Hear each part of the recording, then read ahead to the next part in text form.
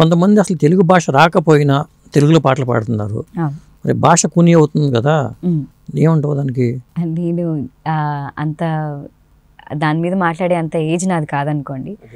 But language డిక్షన్కి సంబంధించింది మాత్రం ఎప్పుడు కూడా బాలసుబ్రహ్మణ్యం గారు ఇన్స్పిరేషన్ అని చెప్పాలి.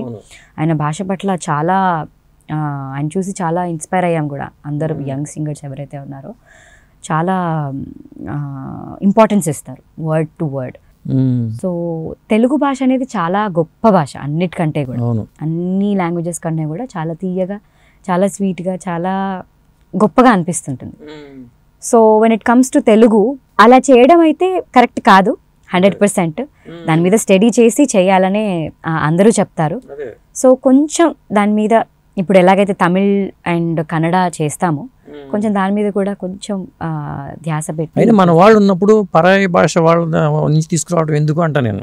ఇప్పుడు తెలుగు పాట కోసం ఎక్కడెక్కడి నుంచో తీసుకురావాల్సిన అవసరం ఉందా అంటే అది it depends on the director. Music director ఒక్కడే జడ్జ్ చేయరు ఎందులో కూడా. It depends on the director, producer, వాళ్ళ ఆబ్లిగేషన్స్ కూడా కొన్ని ఉండుంటాయి. సో అందరినీ మెప్పించాలి అనే దాని మీద. అంటే ఒక పాటకి అందం మ్యూజిక్ డైరెక్టర్ వల్ల వస్తుందా, సింగర్ వల్ల వస్తుందా, సాహిత్యం వల్ల వస్తుందా? మ్యూజిక్ డైరెక్టర్ అనే చెప్పాలి కంపల్సరీ. బికాజ్ మీరు చెప్పిన ఏదైతే ఎలిమెంట్స్ ఉన్నాయో వాటిని అన్నిటినీ దగ్గర చేసి అరేంజ్ చేసేది ఆయనే కాబట్టి definitely it goes to music. మీ పిల్లలు ఇంటర్మీడియట్ మరియు ఎంసెట్ చదువుతూ సబ్జెక్ట్స్ లో కన్ఫ్యూజ్ అవుతున్నారా? కాన్ఫిడెన్స్ లెవెల్ తక్కువగా ఉందా? రిపీటెడ్ మిస్టేక్స్ చేస్తున్నారా? అయితే మీకోసమే ఉంది Rise app. 1 lakh question bank, performance analysis, online classes by experts, ఇంకా మరెన్నో ఫీచర్స్ తో మీ ముందుకొచ్చింది Rise. Rise the perfect guide. Description లో ఉన్న లింకును ఉపయోగించి సబ్స్క్రైబ్ అవ్వండి. మరి పాడేటప్పుడు ఇట్లా కాదండి ఇలా ఉంటే బాగుంటుందని ఎప్పుడన్నా సజెస్ట్ చేసిన సందర్భాలు ఉన్నాయా? ఉన్నాయి చాలా మంది. ఇప్పుడు మనకి పాడేప్పుడు ఒక స్టైల్ ఉంటుంది, వాళ్ళు అనుకునేది ఒకటి ఉంటుంది. ఫైనల్ గా వాళ్ళు ఏమనుకుంటున్నారో అది చేయగలిగితేనే సింగర్. మనకి నచ్చినట్టు పాడడం కాదు, మనం చెప్పడం కాదు, వాళ్ళకి నచ్చినట్టుగా పాడి డెలివర్ చేయడమే సింగర్ జాబ్. సో ఫైనల్ గా వాళ్ళు ఏం చెప్తే అలాగే ఫీల్ గానీ ఏది కానీ వాళ్ళే the captain of the ship. మనం ఎంత ఈ రంగంలో కృషి చేసినా కానీ ఫైనల్గా కావాల్సిన డబ్బు, మరి అది ఎంతవరకు వస్తుందని నీ ఆలోచన? అంటే నేను ఎప్పుడు కూడా ఒకటి నమ్ముతాను గట్టిగా చిన్నప్పటి నుంచి, డబ్బు వెనుక మనం పరిగెడితే అది మన వెనుక రాదు. మనం చేసే పని చేసుకుంటూ వెళ్తుంటే నో మ్యాటర్ వాట్ ఎక్కడైనా అది వస్తుంది అని. ఎప్పుడు నేను మెటీరియల్ థింగ్స్కి అరే ఈ కార్ కొనుక్కుందాం, ఈ నెక్లెస్ కొనుక్కుందాం, ఇలా లగ్జరీస్గా నేను ఎప్పుడూ ఉండలేదు. చిన్నప్పటి నుంచి కూడా మా నాన్న అలా పెంచారు టఫ్గా. నేను 14 years నుంచి I have been independent women.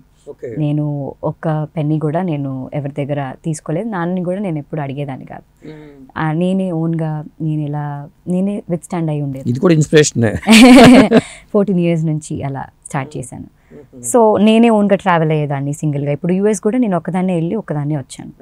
Contacts కానీ వాట్ ఎవర్ నా సొంతమైన కాంటాక్ట్స్ అవి.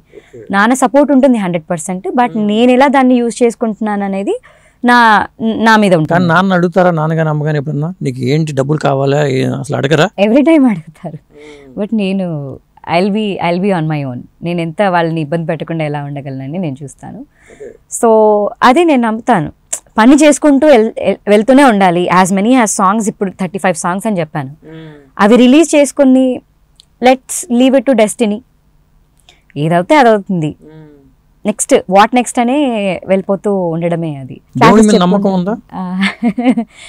అంటే నెగిటివ్ గా నేనేమి ఎప్పుడు చెప్పను. అంటే మన ఎఫర్ట్ మనం కష్టపడతాం, కష్టపడితేనే మనకు వస్తుంది, కానీ దేవుడు ఎప్పుడు అనుకోండి. ఎక్కువ నేను హ్యూమన్ ఎఫర్ట్ మీద నమ్ముతాను. నా మీదే నేను ఎక్కువ నమ్ముతాను. నేనేం చేయాలనుకుంటున్నాను ఈరోజు అదే ఎక్కువ నమ్ముతాను.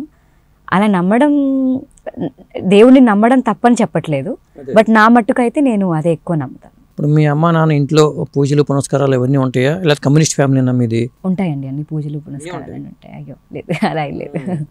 అంటే మీ ఇంట్లో ఒకవేళ తాత ముత్తాతలు అన్ని కమ్యూనిస్ట్ బ్యాక్డ్రాప్ ఏమో కదా, కొన్ని జిల్లాల్లో ఇది ప్రభావం ఉంటుంది కొంత. అలా ఏం లేదు. అంటే నీ పాటలు కాకుండా నీకు బాగా నచ్చిన సాంగ్స్ ఏంటి?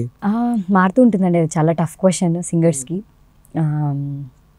నాకు అరిజిత్ సింగ్ సాంగ్స్ అంటే ఇష్టం. ఓకే. అన్నీ వింటుంటాను. అలా స్పెసిఫిక్గా ఒక్క సాంగ్ అని ఏం లేదు. Harris Jayaraj songs, AR Rahman గారి సాంగ్స్, లతా మంగేష్కర్ కానీ ఇలాంటి వాళ్ళు ఉంటారు కదా, వాళ్ళ పాటలు కానీ అట్లా నచ్చినవి అనుకుంటా ఏమీ లేవా? ఇప్పుడు ప్రస్తుతానికైతే ఏం స్ట్రైక్ అవ్వట్లేదు. ఓకే, అది జనరల్గా వింటాం అలవాటు ఉందా? పాతవి కార్లో వింటాను. రేడియో ఉంటుంది ఎప్పుడు మైండ్లో, రేడియోనే అని చెప్పాలి.